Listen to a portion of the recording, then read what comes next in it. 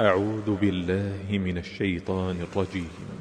ولا يزالون يقاتلونكم حتى يردوكم عن دينكم إن استطاعوا ومن يرتدد منكم عن دينه فيمت وهو كافر فأولئك حبطت أعمالهم في الدنيا والآخرة وأولئك أصحاب النار هم فيها خالدون.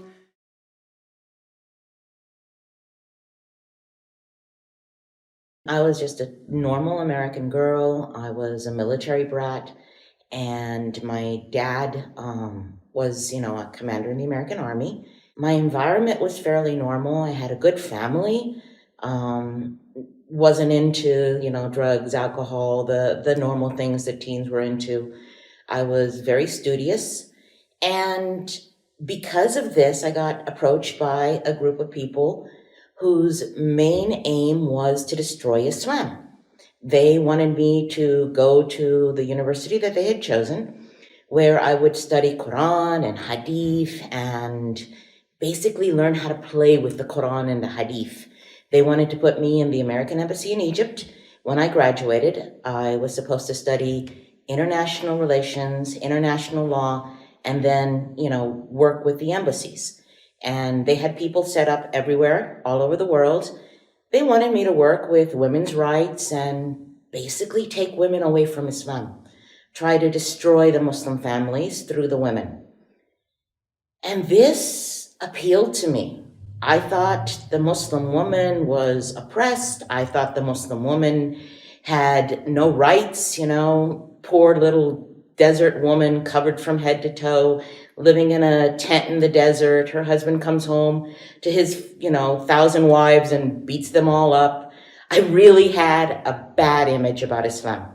In order to learn about Islam, to destroy it, I had to learn what the real Islam was.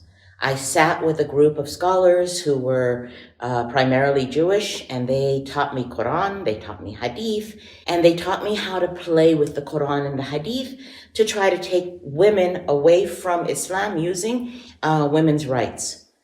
The thing is, when you study Islam and you actually have in your heart the intention that you want to know the truth comes to you.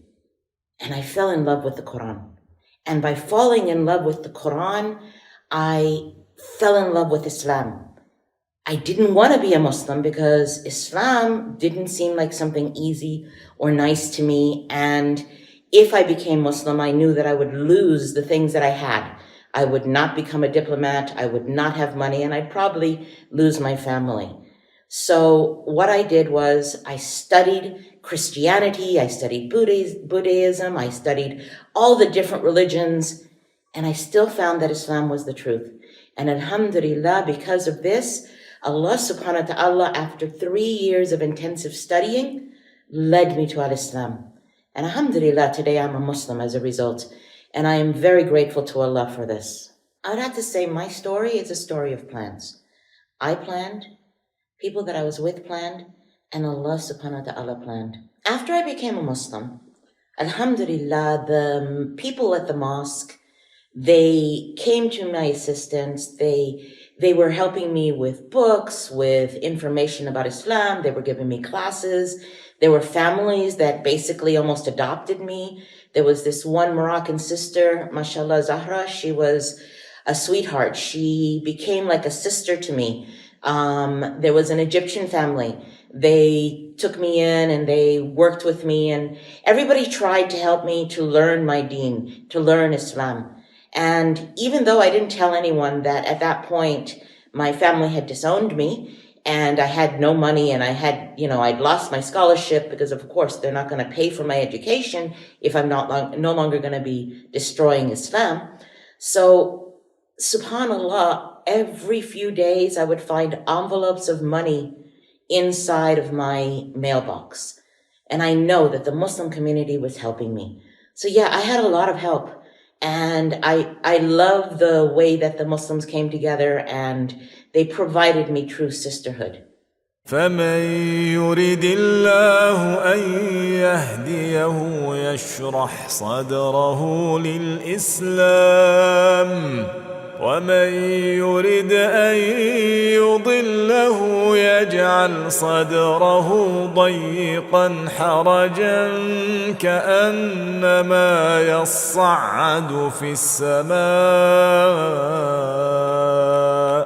كذلك يجعل الله الرجس على الذين لا يؤمنون وهذا صراط ربك مستقيما قد فصلنا الآيات لقوم يذكرون لهم دار السلام عند ربهم وهو وليهم بما كانوا يعملون